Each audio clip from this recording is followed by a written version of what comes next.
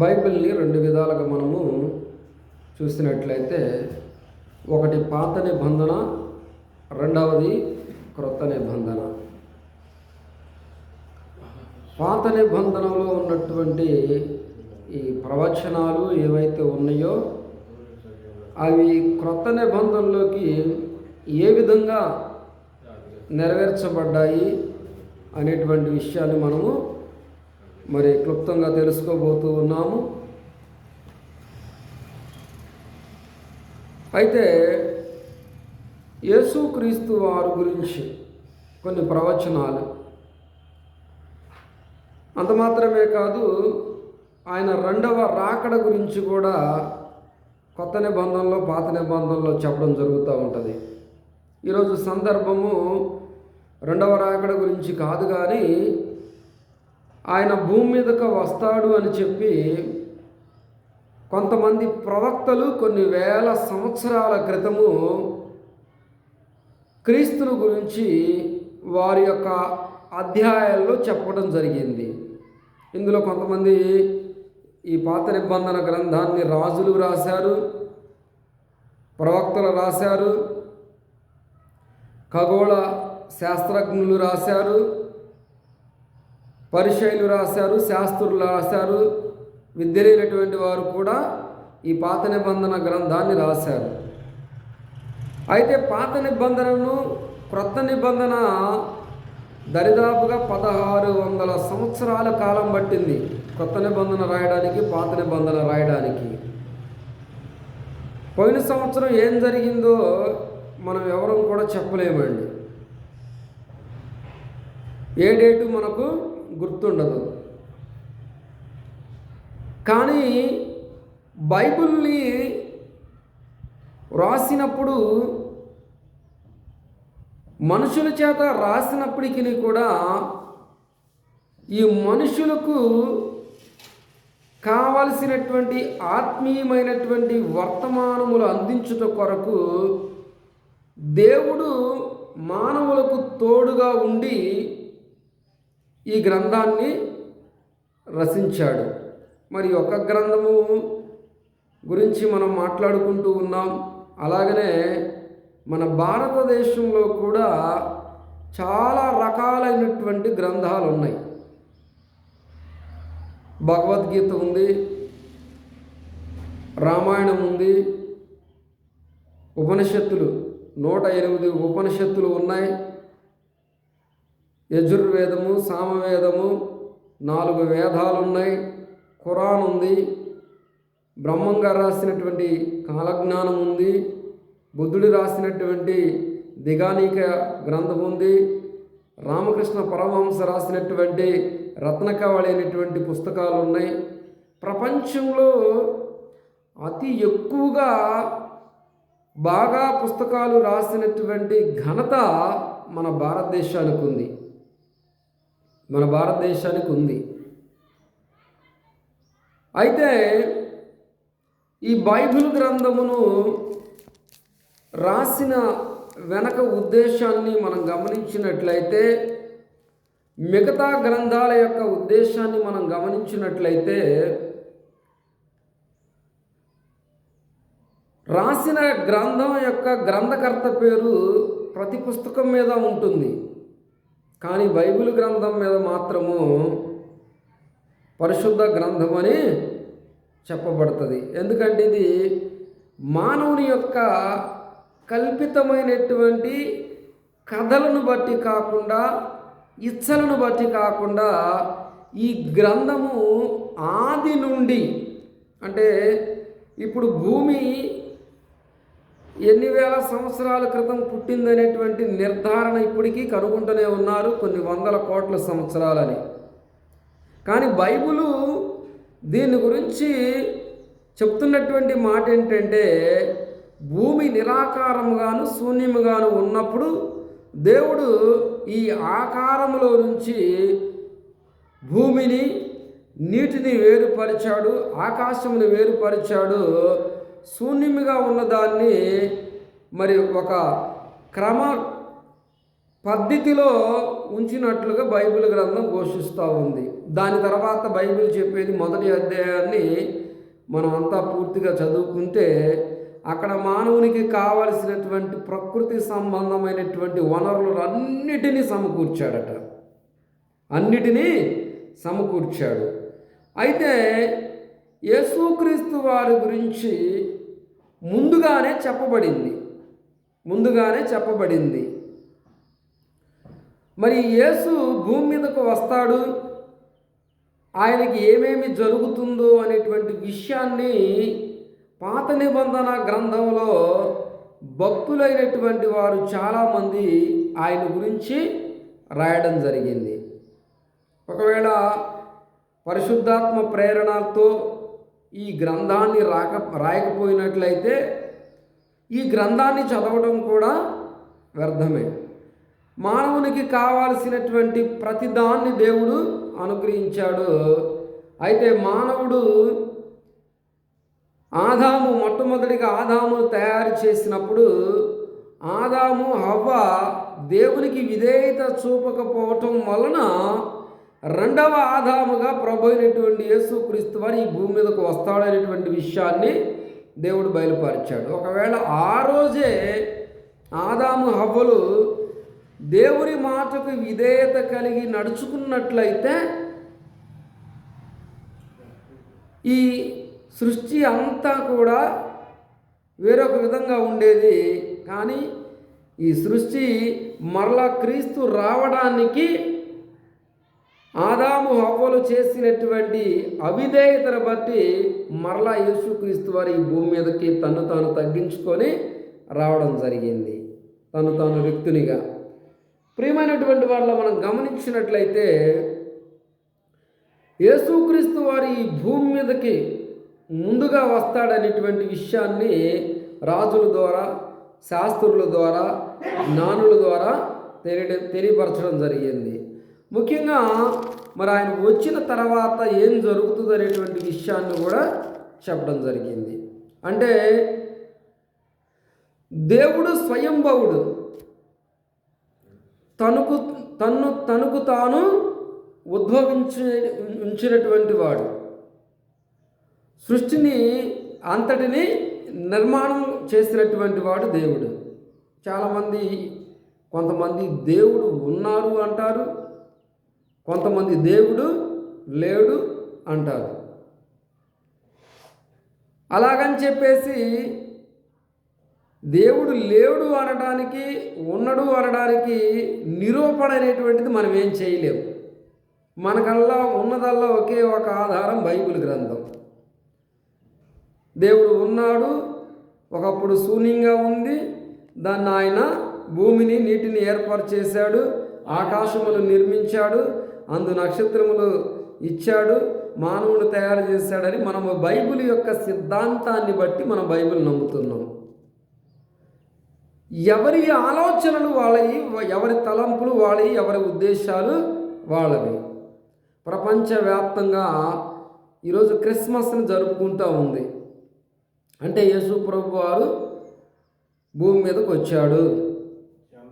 December 25వ తారీఖున మనమందరము Christmas జరుపుకోవచ్చు అని ఆ కాలంలో ఉన్నటువంటి ఒక చక్రవర్తి ద్వారా ఈ క్రిస్మస్ అనేది అప్పటి నుంచి ఇప్పటికి ప్రపంచ దేశాలన్నీ కూడా జరుపుకోవడం జరుగుతూ ఉంది. ఉదాహరణకి మరి చాలామంది దేవుళ్ళుగా పిలువబడుతున్నటువంటి వారు ఉన్నారు. మనము ఎవరిని విమర్శించడానికి కానీ, ఎవరిని వేలెత్తి చూపడానికి కానీ మనకి అవసరం లేదండి. ఉదాహరణకి భద్రాద్రి కొత్తగూడెంలో రాముల వారి వివాహం జరుగుతూ ఉంటుంది. మన భారతదేశంలో నలుమూల ప్రాంతాల నుంచి ఆ యొక్క వివాహ వేడుకకు ప్రజలందరూ తండోపతండాలుగా వెళుతూ ఉంటారు. అంటే ఇక్కడ మనం గమనించవలసింది ఏంటంటే భక్తి జీవిత విషయాల్లో ఎవరిని కూడా మనము అభ్యంతర పెట్టవలసినటువంటి అవసరత లేదు. ఎవరిష్టం వారిది. ఎవరి దేవుణ్ణి వారు ఆరాధించుకునేటువంటి స్వేచ్ఛ హక్కు మానవులకు ఉంది. స్వాతంత్ర్యం ఉంది. దీంట్లో ఎవరిని అభ్యంతరపరచడానికి లేదు. అలాగని యేసు ప్రభు విదేశీ దేవుడని లేదంటే స్వదేశీ దేవుడని కాదు ఇక్కడ సమస్య. ఆయనలో శక్తి ఉన్నదా? ఆయన మనల్ని రక్షించగలడా? ఆయన మనల్ని తన బిడ్డలుగా స్వీకరించగలడా? ఆయన దగ్గరకు వస్తే ఏంటి ప్రయోజనకరమైనటువంటి విషయం గురించే మనం ఎక్కువగా ఆలోచన చేయాలి, కానీ ఇతర వాటి యొక్క విషయం గురించి మనం మాట్లాడవలసినటువంటి అవసరత ఎంతమాత్రం లేదు. అయితే యేసు ప్రభువారు ఎక్కడ నుండి వస్తాడు అనేటువంటి విషయాన్ని ఆదికాండము 49వ అధ్యాయంలో ఒక మాట మనం చదువుకుందాం. 49వ అధ్యాయము 8 నుంచి 10 వచనాల్లో, యూదా, నీ సహోదరులు నిన్ను స్తుతించెదరు, నీ చేయి నీ శత్రువుల మెడ మీద ఉండును, నీ తండ్రి కుమారులు నీ ఎదుట సాగిలపడుదురు. యూదా కొదమసింహము, నా కుమారుడా, నీవు పట్టిన దాన్ని తినవచ్చితివి. సింహం వలె గర్జించు ఆడసింహం వల్లనే అతడు కాళ్ళు ముడుచుకుని పండుకొనును. అతని లేపువాడెవడు? షిలోహు వచ్చు వరకు యూదా యుద్ధ నుండి దండము తొలగదు, అతని కాళ్ళ మధ్య నుండి రాజదండము తొలగదు. ప్రజలు అతనికి విధేయులై యుందురు. యూదా గోత్రంలో నుంచి యేసు ప్రభువారు వస్తాడు అనేటువంటి విషయాన్ని ఆదికాండము ఎవరు రాశారు? ఇది మోషే గారు రాశాడు. మోషే రాసినటువంటి ఈ గ్రంథం ఏదైతే ఉందో, ఈ గ్రంథం, ఈ ప్రవచనం ఏదైతే ఉందో, ఇది ఎక్కడ నెరవేర్చబడింది? ఈ మాటకు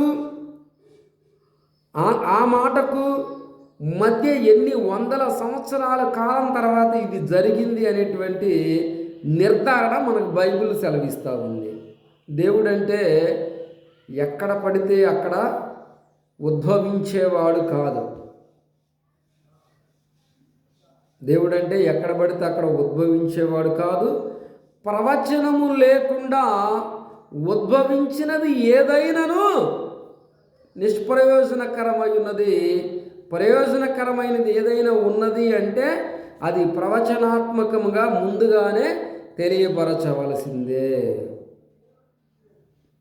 ఒకవేళ అది తెలియపరచకపడకపోతే అది నిష్ప్రయోజనం అని చెప్పడం జరుగుతూ ఉంది. అయితే ఈ యూదా అనేటువంటి వారు ఎక్కడి నుండి వచ్చారు? ఎవరు వీళ్ళంటే, యాకోబు కుమారులలో 12 మంది కుమారులు ఉన్నారు. ఈ గోత్రాలన్నీ కూడా ఎక్కడి నుండి వచ్చినాయి అంటే, మరి యాకోబు సంతానములో నుంచి 12 గోత్రాలు వచ్చినాయి. ఎన్ని గోత్రాలండి? 12 గోత్రాలు. ఈ 12 గోత్రాల్లో ఈ అతి ప్రాముఖ్యమైనటువంటి గోత్రం ఏదైనా ఉన్నది అంటే అది యూదా గోత్రము. ఇశ్రాయేలీయుల యొక్క ప్రజల యొక్క రక్షణార్థమై వచ్చినటువంటిది ఈ యూదా గోత్రం. ఈ యూదా గోత్రంలో మరి దేవుని వాక్యము ద్వారా సెలవిచ్చిన ప్రవచనాన్ని బట్టి ఆ ప్రవచనం ఎక్కడ నెరవేర్పు జరిగిందని కనుక మనం ఆలోచన చేస్తే, లూకాసు వార్త 3వ అధ్యాయము 35వ వచనంలో ఈ మాట సెలవిస్తూ ఉన్నాడు. నాహోరు సెరూగుకు, సెరూగు రయూకు, రయు ఫెలేగుకు, ఫెలేగు హేబేరుకు, హేబేరు షలాకుకు. అంటే షలాకు కెయీనానకు, కెయీన అర్పాక్షాదకు, అర్పాక్షాదు షేముకు, షేము నోవాహుకు, నోవాహు లెమేముకు, లెమేముకు మెతుషెలకు, మెతుషెల హానోకుకు, హానోకు యోరోదుకు, యోరోదు మహలాలకు, మహలేకి కెయ్యనుకు, కెయ్యను ఎనోషుకు, ఎనోషు షేతుకు, షేతు ఆదామును, ఆదాము దేవుని కుమారుడు. అంటే యూదా గోత్రంలో నుండి వస్తాడు అనేటువంటి విషయాన్ని ఎక్కడ తెలియపరచబడుతుంది? లూకాసు వార్త 3వ అధ్యాయము 35వ వచనంలో ఈ వచనం యొక్క నెరవేర్పు జరుగుతూ ఉంది. మరి ఒక మోషే గారు మాత్రమే ఈ యేసు ప్రభు వారు యూదా గోత్రంలో నుండి వస్తాడు అనేటువంటి విషయాన్ని చెప్పిందా అంటే, ఇంకొంచెం ముందుకు పాత నిబంధన గ్రంథంలోకి వెళితే యెషయా గ్రంథం 7వ అధ్యాయము 14వ వచనంలో అంటాడు కదా,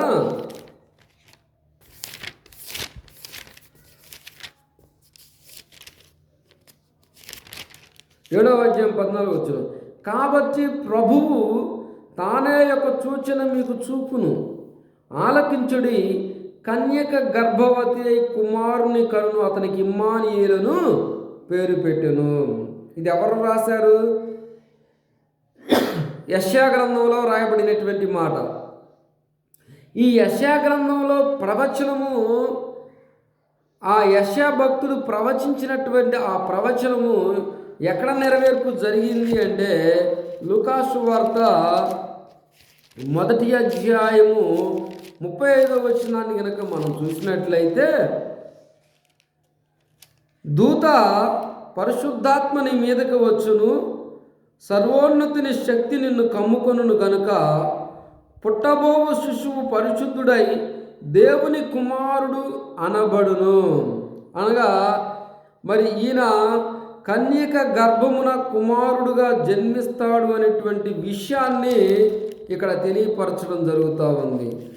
ఎందుకంటే ప్రియమైనటువంటి వారులారా, ఏదైనా ఒక ప్రవచనము లేకపోతే మత్తయి సువార్తలో కూడా ఒక చక్కని మాట మనకు అక్కడ కనబడుతూ ఉంటుంది. మత్తయి సువార్త 1వ అధ్యాయంలో కూడా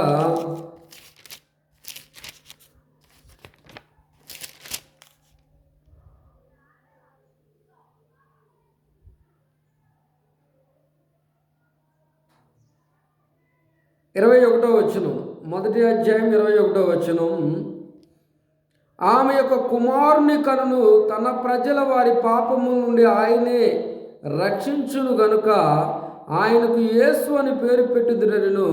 ఇదిగో కన్యక గర్భవతి కుమారుని కనును, ఆయనకి ఇమ్మానుయేలును పేరు పెట్టెదురని ప్రభువు తన ప్రవక్తల ద్వారా పలికిన మాట నెరవేరినట్లు ఇదంతయు కూడా జరిగాను. యెషయా గ్రంథంలో చెప్పినటువంటి మాట ఎక్కడ నెరవేర్పు జరిగిందండి? మత్తయి సువార్త 1వ అధ్యాయము 21వ వచనం. ఈ మత్తయి సువార్తకు యెషయా గ్రంథానికి ఎటువంటి సంబంధం లేదు. యెషయా గ్రంథాన్ని రాసినటువంటి వాడు యెషయా, మత్తయి సువార్త రాసింది మత్తయి. కానీ ఇక్కడ ఈ ప్రవచనం యొక్క నెరవేర్పు ఎక్కడ జరిగిందండి? మత్తయి సువార్త 1వ అధ్యాయము 21వ వచనంలో ఈ ప్రవచనం యొక్క నెరవేర్పు జరిగింది. అలాగనే మరి హోషేయ గ్రంథంలో ఒక మాట చెప్పబడుతుంది. అక్కడ కూడా హోషేయ అనేటువంటి భక్తుడు ఏం చెప్తున్నాడో ఒకసారి మనం గమనించినట్లయితే, హోషేయ గ్రంథము 11వ అధ్యాయము 1వ వచనం,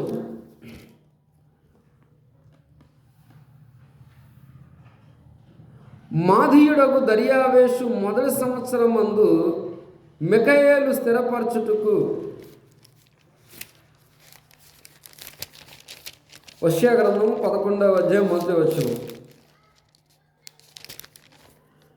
ఇశ్రాయేలు బాలుడై ఉండగా నేను అతని ఎడల ప్రేమ కలిగి నా కుమారుని ఐగుప్తు దేశంలో నుండి పిలిచి తిని. ఎక్కడి నుంచి పిలువబడ్డాడు దేవుడు? ఐగుప్తు దేశంలో నుండి పిలువబడ్డాడు అనేటువంటి విషయాన్ని మనకు మత్తయి సువార్త 2వ అధ్యాయంలో, మత్తయి సువార్త 2వ అధ్యాయము 14-15 వచనాల్లో చూసినట్లయితే, అప్పుడు అతడు లేచి రాత్రివేళ శిశువును తల్లిని తోడుకొని ఐగుప్తునికి వెళ్ళి ఐగుప్తులో నుండి నా కుమారుని పిలిచి తినని ప్రవక్త ద్వారా ప్రభువు సెలవిచ్చిన మాట నెరవేర్చబడినట్లు హెరోదు మరణం వరకు అక్కడుండెను. ప్రవచనంలో ఏమని చెప్పబడింది? హోషేయ గ్రంథంకి మత్తయి సువార్తకి ఏమైనా సంబంధం ఉందా? కొన్ని వందల సంవత్సరాల కాలం మా తాత గురించి నేను చెప్పగలను, మా నాయన గురించి చెప్పగలను, మా తాత వాళ్ళ నాయన గురించి నేను ఏమైనా చెప్పగలనా? మరి హోషేయ గ్రంథం మత్తయి సువార్తకు దరిదాపు కొన్ని 100 సంవత్సరాల క్రితమే ఈ ప్రవచనం. ఎందుకు ఐగుప్తులో నుండి వచ్చాడు అంటే, హెరోదు 2 సంవత్సరాల పిల్లలు కలిగినటువంటి వారందరిని చంపిస్తున్నాడు. అప్పుడు దేవుని వాక్కు ద్వారా ఆ యోసేపునకు బోధింపబడినటువంటి వాడై, నీవు మరలా ఐగుప్తునకు వెళ్ళు. ఐగుప్తు అంటే చెరసాల్లో నుండి విముక్తి పొందినటువంటి వారు ఇశ్రాయేలు ప్రజలు. ఎక్కడైతే శత్రుశేషం ఉంటుందో దేవుడు అక్కడి నుండే మనకు ఆదరణ కలగజేస్తూ ఉంటాడు. హోషేయ గ్రంథంలో చెప్పబడినటువంటి మాట మత్తయి సువార్త 2వ అధ్యాయము 14 నుంచి 15 వచనాల్లో ఇది నెరవేర్పు జరుగుతుంది ప్రియమైనటువంటి వారలారా. అలాగనే మీకా గ్రంథము మనము 5వ అధ్యాయము 2వ వచనాన్ని చూసినట్లయితే, ఇక్కడ మీకా అనేటువంటి ప్రవక్త ఈ యేసుని గురించి ఏం చెప్తున్నాడు, ఆయన ఉద్దేశం ఏమై ఉన్నదో మనం ఒకసారి గమనించాం. 5వ అధ్యాయము 2వ వచనం, బెత్లెహేము ఎఫ్రతా, యూదావారి కుటుంబంలో నీవు స్వల్ప గ్రామమైనను నా కొరకు ఇశ్రాయేలును ఏలబోగువాడు నీలో నుండి వచ్చును. పురాతన కాలము మొదలుకొని శాశ్వత కాలము ఆయన ప్రత్యక్షత మగుచుండెను. ఈ ప్రవచనము ఎవరు ప్రవచించారు? మీకా ప్రవచించాడు. ఈ ప్రవచనం యొక్క నెరవేర్పు ప్రియమైనటువంటి వారలారా, మత్తయి సువార్త 2వ అధ్యాయం 4వ వచనంలో, కాబట్టి రాజు ప్రధాన యాజకులను ప్రజల్లో నుండి శాస్త్రులను అందరినీ సమకూర్చి క్రీస్తు ఎక్కడ పుట్టినని వారిని అడిగాను. ఉదయకాల సమయంలో మన ప్రసంగంలో ఇది ఒకటి వచ్చింది. ఎవరిని పిలిచాడు? లేఖనములను పరిశోధించేటువంటి వ్యక్తులను పిలిచి, ఈ తూర్పు దేశం నుండి వచ్చినటువంటి జ్ఞానులు ఎవరైతే ఉన్నారో వారు చెప్పినటువంటి మాటను బట్టి వీళ్ళు చెప్పినటువంటి మాట అవునా కాదా అని తెలుసుకోవడం కొరకు మరలా ఆ దేశంలో, యూదా దేశంలో ఉన్నటువంటి కొంతమంది ఆ పరిసయ్యులను, శాస్త్రులను అందరినీ హెరోదు రాజు పిలిపించి ఆయన అడుగుతూ ఉన్నాడు. మరి కాబట్టి రాజు ప్రధాన యాజకులను ప్రజల్లో నుండి శాస్త్రులు అందరినీ సమకూర్చి క్రీస్తు ఎక్కడ పుట్టినని వారిని అడిగాను. ఎక్కడ పుట్టారని అడిగినప్పుడు వీళ్ళు చెప్పినటువంటి సమాధానం ఏంటి? మీకా గ్రంథంలో ఏమని చెప్పబడింది? వారు యూదా బెత్లెహేములోనే ఏలాయనగా, యూదయ దేశపు బెత్లెహేమా, నువ్వు యూదా ప్రధానులు ఎంత మాత్రము అల్పమైన దానివి కావు. ఇశ్రాయేలు నా ప్రజలను పరిపాలించు అదిపి నీలో నుండే వచ్చినని ప్రవక్త ద్వారా వ్రాయబడినటువంటి విషయాన్ని ఇక్కడ తెలియపరచబడుతుంది. అంటే మీకా కూడా ఏం చెప్పాడు? అతి స్వల్పమైనటువంటి గ్రామం, దేనికి నోచుకోనటువంటి ఒక చిన్న గ్రామంలో నుంచి దేవుడు ముందుగానే ప్రవచనము నెరవేర్పుడు కొరకు ఆ బెత్లెహేము పురంలో నుండి దేవుడు పుట్టడం జరిగింది. అలాగనే మరి కీర్తన దావీదు రాసినటువంటి కీర్తనలో 8వ అధ్యాయాన్ని మనం చూసినట్లయితే ఆయన కూడా ఒక ప్రవచనాన్ని ఎత్తి చెప్తూ ఉంటాడు. ఎందుకు మానవాళికి సేవ చేయడానికి యేసు వినయం కలిగి వచ్చాడు. చూద్దాం. 8వ అధ్యాయము 5వ వచనంలో 4వ వచనం కాడ నుంచి చదివినట్లయితే, నీవు మనుషుని జ్ఞాపకము చేసుకొనుటకు వాడేపాటి వాడు, నీవు నరపుత్రుని దర్శించుటకు వాడేపాటి వాడు. ఏమండి, ఒక ఆయన అంటాడు 4 సార్లు గట్టిగా విరోచనాలు అయినాయి అనుకోండి, చెప్పాలి దేనికైనా పనుకోతారా మనిషి?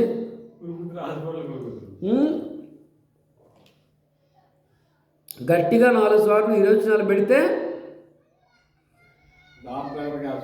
లేదు, 2 రోజులు 3 రోజులు జ్వరం తగిలింది అనుకోండి, మనిషి ఏమనుకుంటాడు? అయిపోయింది నా పని. దానికి తోడు టైఫాయిడ్ తగులుకుందనుకోండి, ఏముంది ఇంకా? అంటే మనిషి బలం ఉన్నంత వరకు పరుగెత్తుతాడండి. ఎంత పరుగెత్తుతాడంటే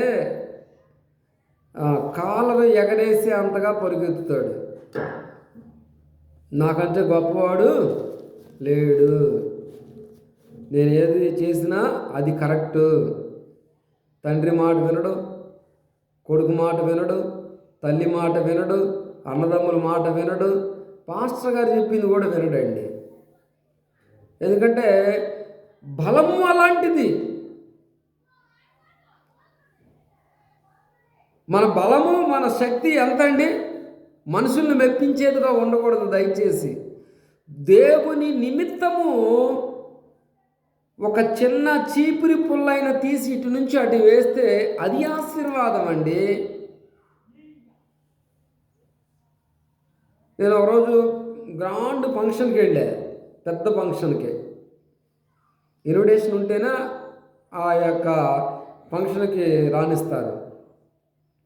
ఫంక్షన్ అంతా అయిపోయిన తర్వాత భోజనాలు సర్దుబాటు చేశాడు. ఎన్నో లక్షల రూపాయలు పెట్టి మంచి భోజనాలు ఏర్పాటు చేశాడు. ఒకడు ఉప్పు తగ్గిందని, ఒకడు బాగాలేదని. అంటే మనుషులను మనం ఎంతవరకు మెప్పించగలం? మనుషుల్ని ఎంతవరకు మనల్ని మనం గొప్పగా పిలుచుకోవడం కొరకు వాళ్ళని ఏర్పాటు చేసుకోగలుగుతాము?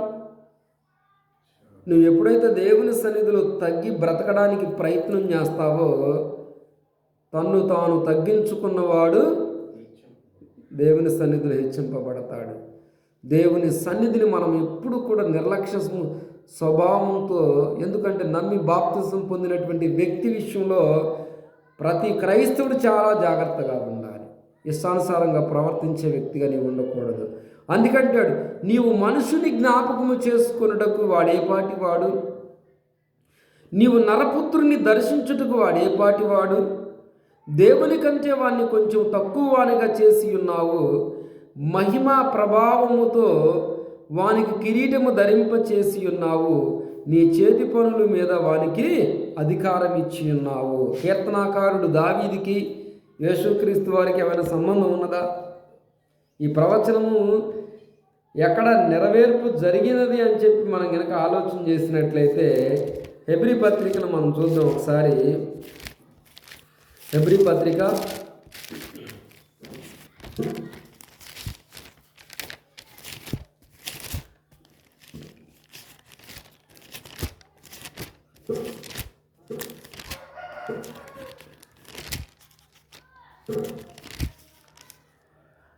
2వ అధ్యాయము 8 నుంచి 9 వచనాలు, 6వ వచనం కూడా చదువుకుందాం. అయితే ఒకడు ఒక చోట ఇలాగ దృఢముగా సాక్ష్యం ఇచ్చుచున్నాడు, నీవు జ్ఞాపకము చేసుకున్నటకు వాడు ఏపాటివాడు, నీవు నరపుత్రుని దర్శించుటకు వాడు ఏపాటివాడు, నువ్వు దేవదూతల కంటే వాడిని కొంచెం తక్కువగా చేసితివి, మహిమ ప్రభావములతో వాడిని కిరీటము ధరింపచేసితివి, నీ చేతి పనుల మీద వానికి అధికారం అనుగ్రహించితివి, వాని పాదముల క్రింద సమస్తము ఉంచితివి. ఆయన సమస్తమును వానికి లోబర్చినప్పుడు వానికి లోబర్చకుండా దేన్ని విడిచిపెట్టలేదు. ప్రస్తుతమందు మనము సమస్తము వానికి లోబర్చబడు ఇంకనూ చూడలేదు, కానీ దేవుని కృప వలన ఆయన ప్రతి మనుషుని కొరకు మరణమును అనుభవించినట్లు దూతల కంటే కొంచెం తక్కువ వాడిగా చేయబడిన యేసు మరణము పొందినందున మహిమ ప్రభావములతో కిరీటము ధరింపు చేయవానిగా ఆయనను చూచుచున్నాము. కీర్తనల గ్రంథంలో వ్రాయబడినటువంటి ప్రవచనము యేసుక్రీస్తులో నెరవేర్చబడింది. హెబ్రీకారుడు మరి రాస్తా ఉన్నాడు. కీర్తన గ్రంథానికి హెబ్రీ గ్రంథానికి ఎన్ని సంవత్సరాల కాలం అండి పౌలు రాసిన దానికి? అంటే ఇది కేవలము పరిశుద్ధాత్మ ప్రేరణ కలిగినటువంటి గ్రంథముగా చెప్పబడుతుంది. యేసుక్రీస్తుని గురించి ముందుగానే తెలియచేసినటువంటి గ్రంథంగా ఉంది. అలాగనే ఆదికాండము 12వ అధ్యాయంలో మోషే యేసుక్రీస్తు వారు ఎవరి ద్వారా భూమి మీదకు వస్తాడు అనేటువంటి విషయాన్ని 12వ అధ్యాయం 7వ వచనంలో అంటాడు, యెహోవా అబ్రహామునకు ప్రత్యక్షమై నీ సంతానమునకు ఈ దేశం ఇచ్చేదనని చెప్పగా అతడు తనకు ప్రత్యక్షమై యెహోవాకు ఒక బలిపీఠము కట్టెను. ఎవరి సంతానం అంట? యేసుప్రభు వారు అబ్రహాము సంతానం. ఈ మాట ఎక్కడ నెరవేర్చబడింది? ఆది కాండంలో చెప్పబడినటువంటి మాట ఎక్కడ నెరవేర్చబడిందండి?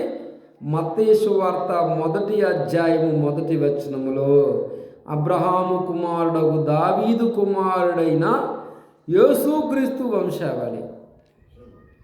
ఎక్కడ మొదలు పెడితే ఎక్కడికి ఆ ప్రవచనం నెరవేర్పు జరిగింది అంటే ఎంత లాంగ్ డిస్టెన్స్ అండి ఇక్కడ అంతా కూడా మనం ఆలోచన చేసినట్లయితే. అంటే ఒక దేవుడు భూమి మీదకు వస్తాడు అంటే ఎన్నో ప్రవచనాలు ముందుగానే చెప్పబడ్డాయి. ఈరోజు బాబాలు వస్తున్నారు, రకరకాలైనటువంటి దేవుళ్ళు వచ్చేస్తున్నారు భూమి మీదకి. కానీ ప్రవచనాత్మకమైనటువంటి దేవుడు భూమి మీదకి వచ్చాడు అంటే ఆయన ప్రభు అయినటువంటి యేసుక్రీస్తు వారు. అట్లాగనే ఇర్మియా భక్తుడు చూద్దాం. ఇర్మియా భక్తుడు యేసును గురించి ఏమని ప్రవచించాడు అనేటువంటి విషయాన్ని కూడా మనము తెలుసుకుందాం.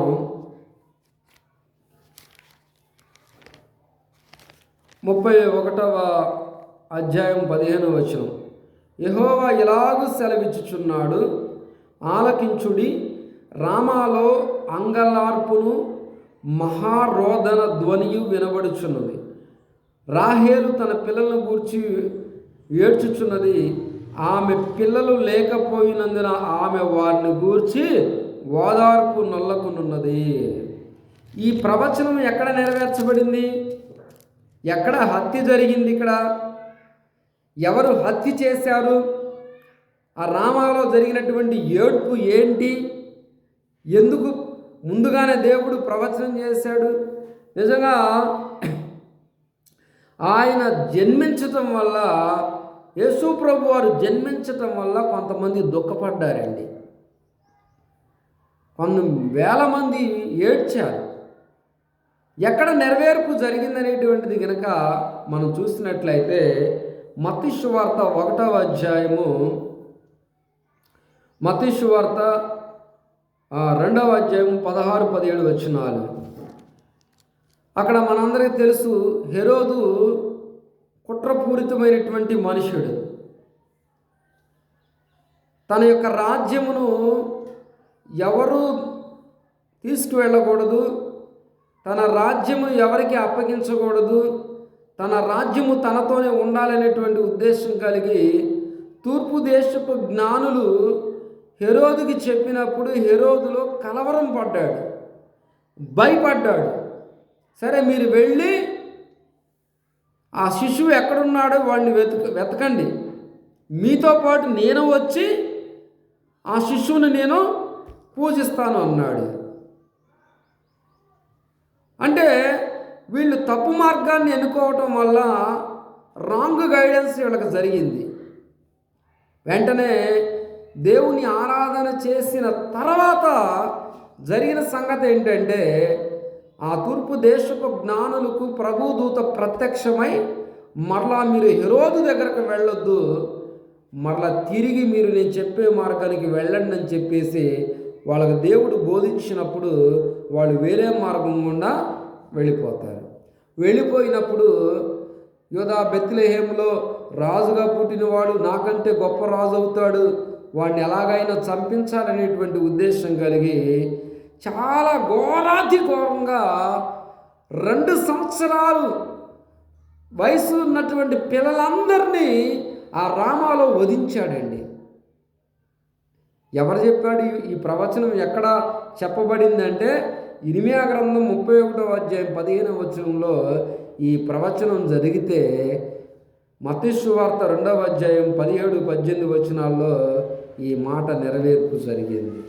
అంటే ప్రతిదీ కూడా ఆయన 33.5 సంవత్సరాలలో ఆయన ఏం చేయబోతున్నాడు అనేటువంటి ప్రతి విషయం కూడా పాత నిబంధన గ్రంథంలో చెప్పబడిందండి.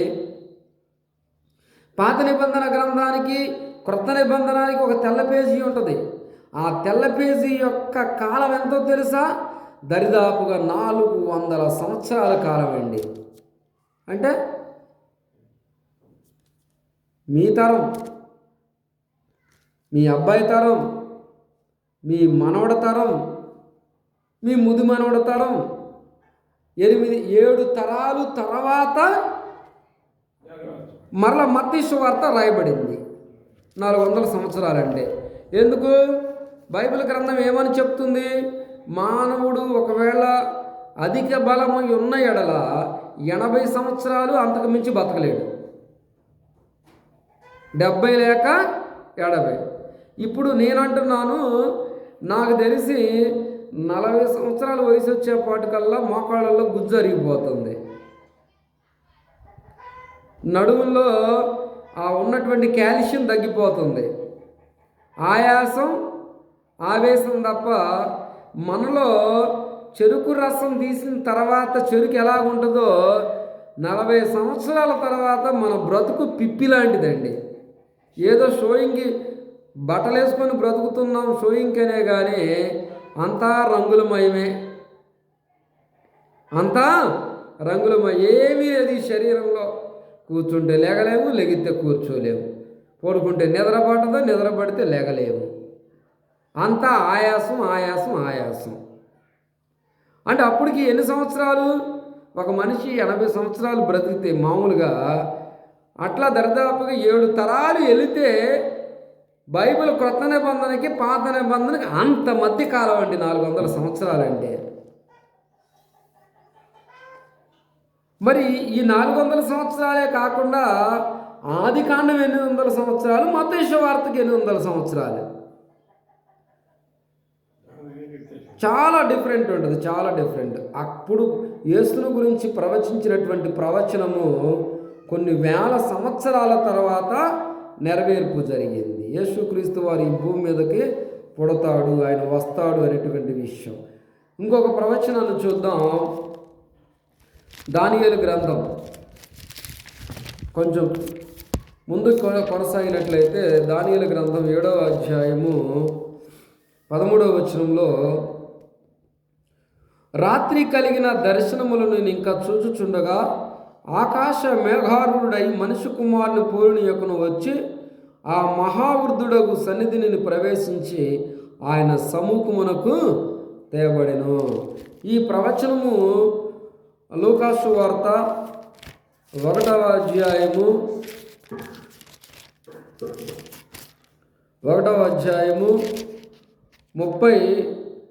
31 నుంచి 33 వచనాలు. ఇదిగో నీవు గర్భము ధరించి కుమారుని కని ఆయనకు యేసు అని పేరు పెట్టెదవు. ఆయన గొప్పవాడై సర్వోన్నతుడైన దేవుని కుమారుడు అనబడును. ప్రభు అయిన దేవుడు ఆయన తండ్రి అయిన దావీదు సింహాసనము ఆయనకిచ్చెను. ఆయన యాకోబు వంశస్థులకు యుగయుగములు ఏలును. ఆయన రాజ్యము అంతము లేనిదై ఉండునని ఆమెతో చెప్పాను. ఈ ప్రవచనం ఎక్కడ నెరవేర్చబడింది? దానియేలు గ్రంథం 7వ అధ్యాయంలో 13వ వచనంలో చెప్పబడినటువంటి మాట లూకాసు వార్త 1వ అధ్యాయము 31, 32, 33 వచనాల్లో నెరవేర్చబడింది. మరి ఒక ప్రవచనం యెషయా గ్రంథము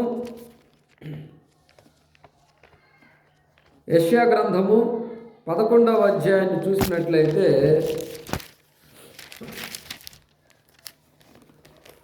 మొదటి 10వ వచనాన్ని చూస్తే, ఆ దినమున ప్రజలకు ధ్వజముగా నిలుచుచుండు యెషయా వేరు చిగురునొద్ద జనములు విచారణ చేయును. ఆయన విశ్రమ స్థలము ప్రభావము గలదగును. ఇశ్రాయేలీల యొక్క రక్షణ.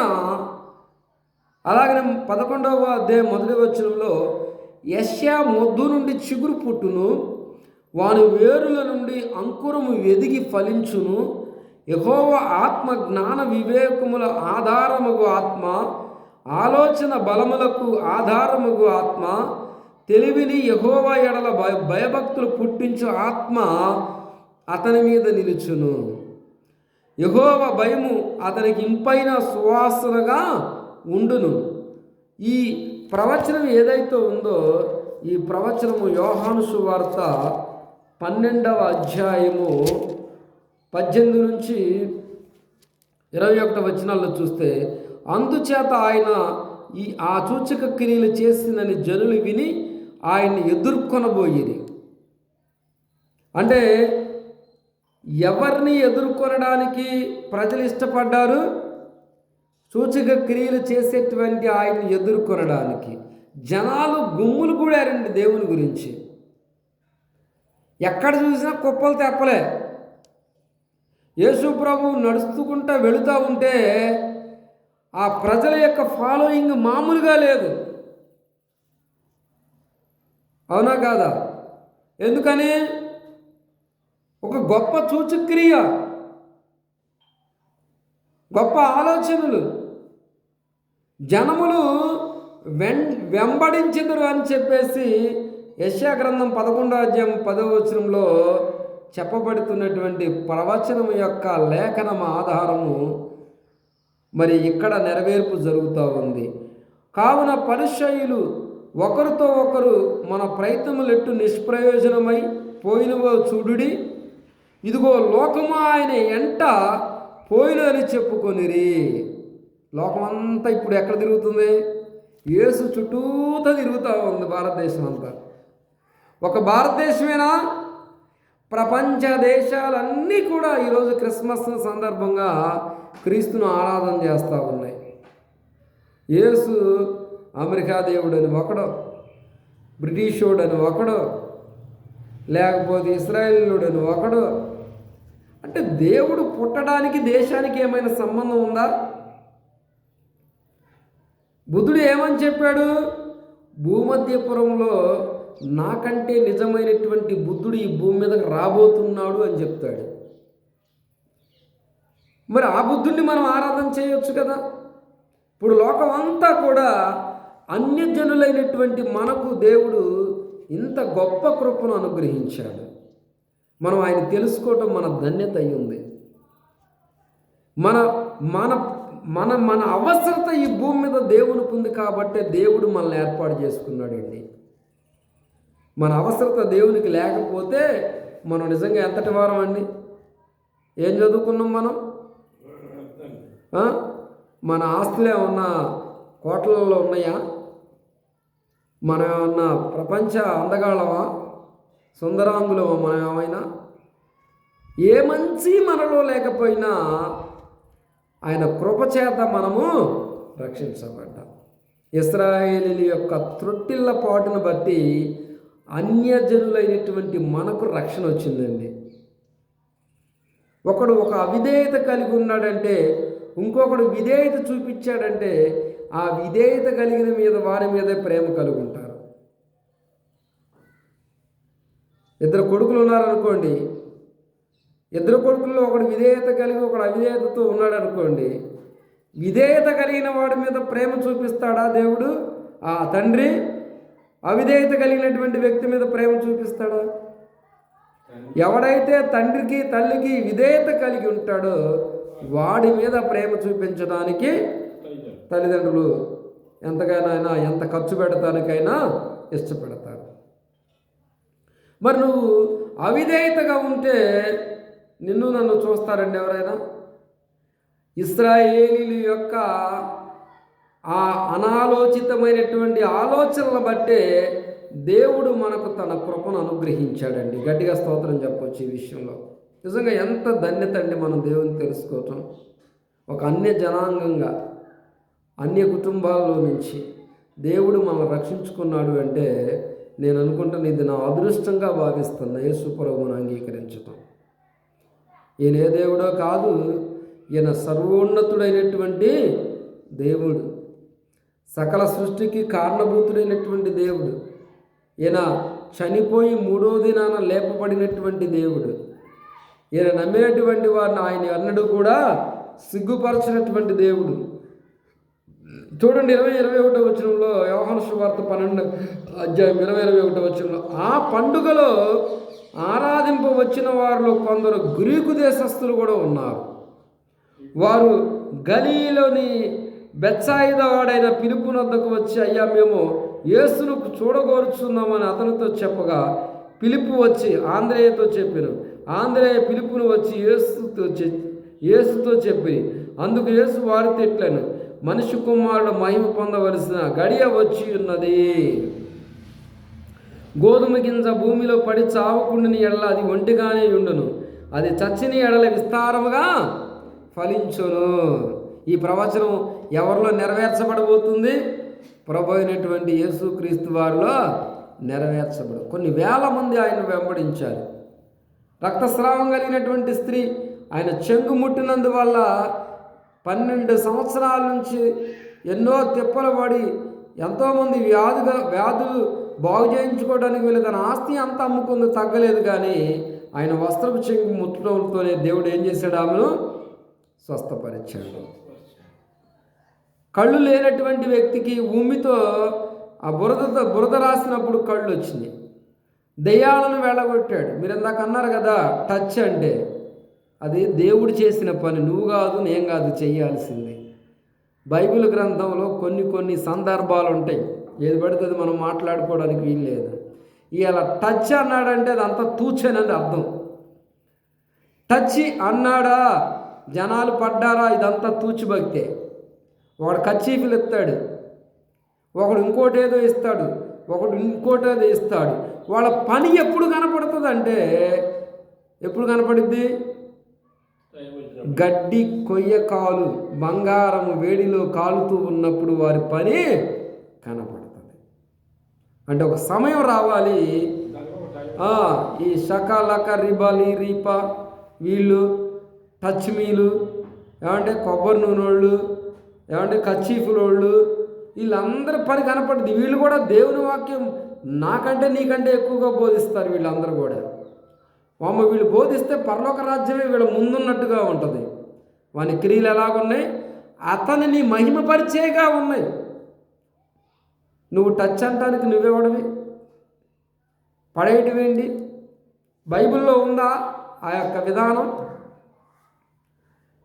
దేవుడు ఆ విషయం నా తర్వాత మీరు చేస్తారని చెప్పాడా? కొబ్బరి నూనె ఎవరి దగ్గర ఎవరు రాయమన్నారు? సంఘ పెద్దలు వెళ్ళి ఆ రోగి బలహీనంగా ఉంటే ఈ సంఘంలో ఉన్నటువంటి పురుషులు ఎవరైతే ఉన్నారో ఆ వ్యక్తి దగ్గరికి వెళ్ళి కొబ్బరి నూనె చేత ప్రార్థన చేయించుకోమన్నారు. అంతా క్రైస్తవ్యంలో అంతా ఎగస్ట్రాలే నవ్వుతున్నారు. ఒక మాటలో చెప్పాలంటే ఎగస్ట్రాలు ఎక్కువైపోయింది క్రైస్తవ్యంలో.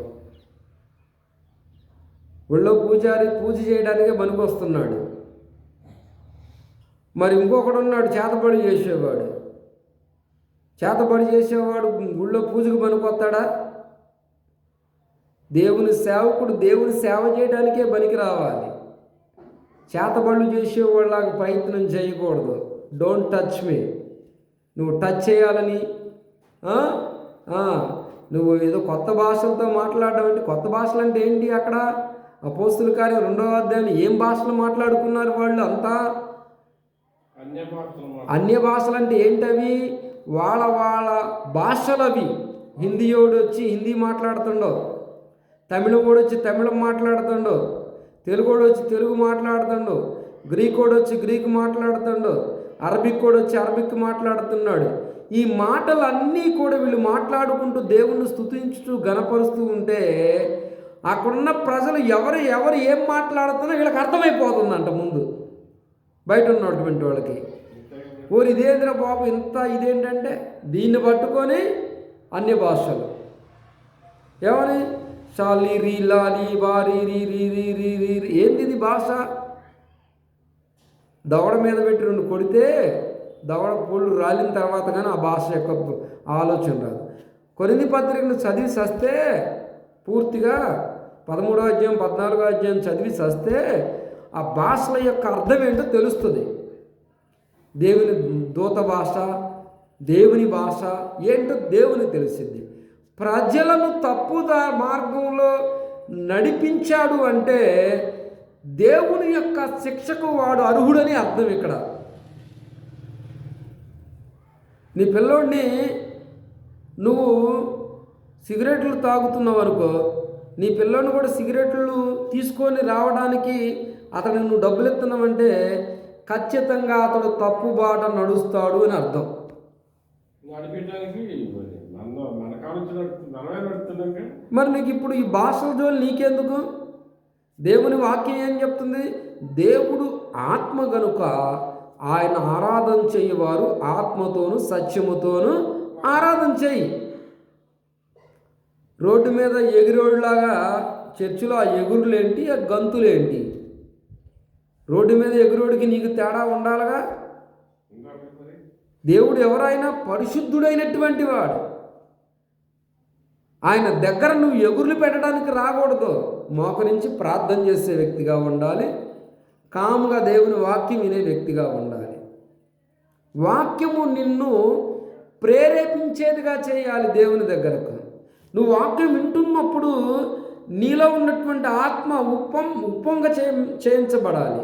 ఎగస్ట్రాలు చేయకూడదు. దేవుని సేవకులు వాక్యం ఉన్నది ఉన్నట్లుగా బోధించేవాడే నిజమైన దైవ సేవకుడు.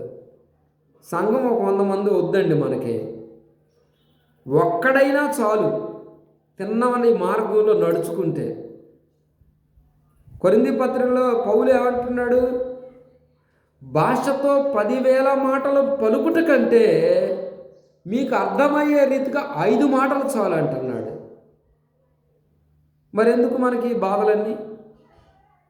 లోకంలో ఉన్నటువంటి చెత్తనంతా తీసుకొచ్చి మందిరాల్లో కలుపుతున్నారు. ఇప్పుడు మందిరాలు డెకరేషన్లు చేయటాలు, మందిరాల ముందు ఏంటిది పశువుల తొట్టు ఒకటి పెట్టి దానికి పూలు పెట్టి మళ్ళీ ఇక్కడికి వచ్చి కేకులు కట్ చేసి మళ్ళీ ఇక్కడ ఈ బల నిండా చికాగ్గా కొవ్వొత్తులు వెలిగీయటం. బైబిల్లో ఉందా ఇదంతా? ఒక సంఘానికి నేను ఎట్లాగనే యేసు ప్రభు వారి యొక్క పునరుద్ధాన దినం అని చెప్పి నన్ను పిలిచారు వాక్యం చెప్పడానికి. పోతే అన్నీ మల్లెపూలే ఉన్నాయి ఆ స్టేజీ నిండా. ఏంటన్నా ఇది? ఆయన పునరుద్ధానుడై లేచాడు కదా, అందుకని మేము మల్లెపూలు పెట్టి అన్నాడు. ఓరి పనిహిమాలారా, మల్లెపూలు దేనికి ఉపయోగించాలో దానికే ఉపయోగించాలరా. మన దేవుడు ఆత్మయున్నాడు. ఆయన భూమి మీద ప్రకృతి సంబంధమైనటువంటి ఆలోచన కలిగినటువంటి వ్యక్తి కాదు. ఈ చెత్తంతా టేబుల్ మీద తీసేయండి. వాడు 2,000 రూపాయలు మల్లెపూలు అంటండి. దానికట్ట దీనికట్ట దానికట్ట దాని మందిరం నిండా మల్లెపూలే. ఎలుకతోలు ఏడాది ఉతికినా దాని నలుపు పోదన్నట్లుగా, కుక్కతోక వంకర ఎంత తీసినా వంకర పోదన్నట్టుగా క్రైస్తవుల యొక్క బుద్ధి, నాయకుడు సరైన వాడు లేకపోతే వాళ్ళ బుద్ధి అలాంటిదండి. నేర్చుకోకపోతే నేర్పించకపోతే రాంగ్ గైడెన్స్ ఇచ్చినట్లే. చాలా ప్రమాదకరం ఇలాంటి క్రైస్తవుల యొక్క బోధ. అవి నరకానికి తీసుకెళ్తాయి కానీ పరలోక రాజ్యానికి ఏది కూడా నడిపించదు. అందువల్ల ఈ ప్రవచనాలన్నీ యేసుక్రీస్తులో నెరవేర్చడం జరిగింది. ఈ ప్రవచనాలన్నీ దేవుని సన్నిధిలో నెరవేర్చడం జరిగింది. మరి ఈ ప్రవచన కారణభూతుడైనటువంటి దేవుడు ఆయన. ప్రవచనాలను నెరవేర్పు కలిగినటువంటి దేవుడుగా మన ప్రభువైన యేసుక్రీస్తు వారు ఉన్నారు. మనము కూడా జాగ్రత్తగా బైబిల్ చదివి ఏది మంచి సంఘమో, ఏది ఎక్కడ వాక్యము మనకు మంచిగా అందించబడుతుందో ఏం పర్వాలా, అద్భుతాలు అన్ని చోట్ల జరుగుతాయి. నీ బుద్ధి సరిగ్గా ఉంటే, నీ ఆలోచన సరిగ్గా ఉంటే, నీ తలంపులు సరిగ్గా ఉంటే, నీ ఉద్దేశాలు సరిగ్గా ఉంటే, బైబిల్ నీకు ఏదైతే బోధిస్తుందో దాని ప్రకారం నువ్వు నడుచుకుంటే నువ్వు ఏ ఊరు వెళ్ళక్కర్లా. నీ ఊర్లోనే నీ సంఘంలోనే నువ్వు ఎంత ఎదుగైనా ఎదగవచ్చు. పక్క పొలంలో పండినటువంటి పొలం నీ పొలంలో పంట పండట్లేదంటే అర్థం ఏంటి చెప్పు? ఆమె చెబుతా దాన్ని సదును చేయటం, దాన్ని సరిగ్గా సరిగ్గా చేసి చస్తే ఆ పక్కంలోడు పొలం మీద పడి ఏడవలసినటువంటి అవసరత మనకి ఎంత మాత్రం. మంచిగా దున్ను, మంచిగా ఎరువేయి, దానికి సంబంధించినటువంటి కావలసినటువంటి ఆ మొక్కలకి కాల్షియాన్ని అంది, కార్బోహైడ్రేట్ అందించు, దానికి కావలసినంత శ్రద్ధగా చెయ్యి. నువ్వెక్కడన్నా అభివృద్ధి పొందుతావు. నువ్వు ఎక్కడన్నా దీవించబడతావు. దేవుడి మాటలు దీవించి ఆశీర్వదించునుగాక. ప్రార్థన చేసుకుందాం.